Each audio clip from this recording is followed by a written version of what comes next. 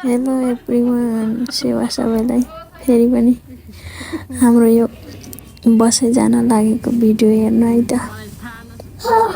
यो चाहिँ मेरो बहिनी है त, पुरा मलाई गाली गर्दै सामान प्याक गर्दैछ। प्याक गरेको केमा हेर्नु न। त्यसै खोइ के हो सामान दिदीले किनेको अरे भन्दै सामानहरू प्याक गर्दैछ। लाइभ बसेर अरे किनेको अरे भन्दै मलाई गफ हान्दै पुरा सामान प्याक गरिरहेको थियो। म चाहिँ बसेर भिडियो बनाइरहेको थिएँ। मलाई उसले चाहिँ गाली गरेको गर्दै थियो। अनि मैले उसलाई फेरि भने त पनि अब लाइभ बसेर तेरो के सामानहरू किन्नु भन्दै भने ऊ चाहिँ पुरा सामान प्याक गरेकै छ। त्यो पनि केमा हेर्नु न, पर्दामा। योभन्दा बेइज्जत के होला र। सामान प्याक गरेको देखेर मलाई चाहिँ हाँस उठिरहेको थियो। म हाँस्दै हाँस्दै भिडियो गर्दै थिएँ। ऊ चाहिँ पुरा मलाई गाली गर्दै पुरा प्याक गरेकै छ।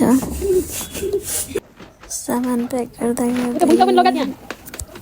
म चाहिँ भिडियो बनाउँदै यत्तिकै बसिरहेको थिएँ। त्यतिकैमा दिदीहरू आएर दिदीहरू पनि के गफ गर्दै हुनुहुन्थ्यो।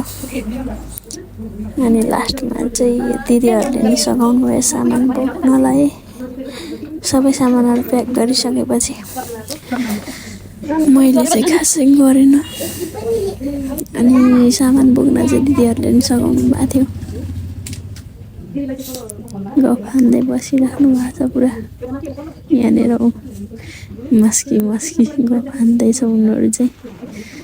म चाहिँ त्यति खासै अरूसँग बोल्दैन।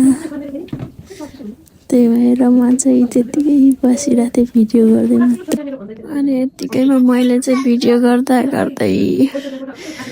उनीहरू गफ हान्दै बस्दै थियो। अनि 2-3 चोटि गाडीलाई कल गर्दा बल्ल गाडी आयो। अनि त्यसपछि हामी चाहिँ अर्को रुमतिर आयौँ। आजलाई यति नै, बाई बाई साथीहरू।